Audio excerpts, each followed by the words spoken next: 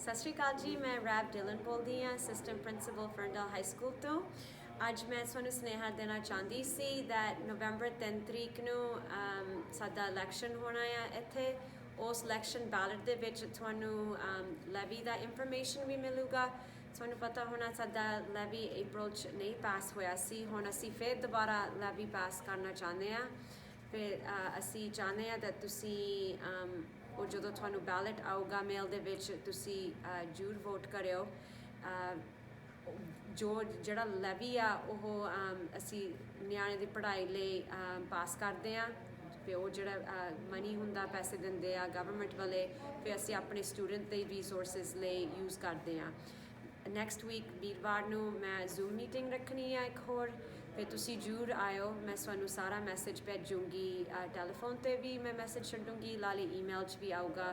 ਫਿਰ ਤੁਸੀਂ ਜ਼ਰੂਰ ਵੀਰਵਾਰ ਨੂੰ ਆਇਓ ਨੈਕਸਟ ਵੀਕ। ਟਾਈਮ 6 ਵਜੇ ਸ਼ਾਮ ਨੂੰ ਹੋਊਗਾ। ਫਿਰ ਉਦੋਂ ਤੁਸੀਂ ਹੋਰ ਕੁਐਸਚਨ ਪੁੱਛ ਸਕਦੇ ਆ ਲੈਵੀ ਦੇ, ਨਾਲੇ ਜੇ ਤੁਹਾਡੇ ਕੋਲ ਕੋਈ ਕੁਐਸਚਨ ਹੈ ਆਪਣੇ ਨਿਆਣੇ ਦੀ ਪੜ੍ਹਾਈ ਦੀ, ਤੁਸੀਂ ਉਹ ਵੀ ਉਸ ਟਾਈਮ 'ਤੇ ਪੁੱਛ ਸਕਦੇ ਆ। Thank you. ਸਤਿ ਸ਼੍ਰੀ ਅਕਾਲ ਜੀ।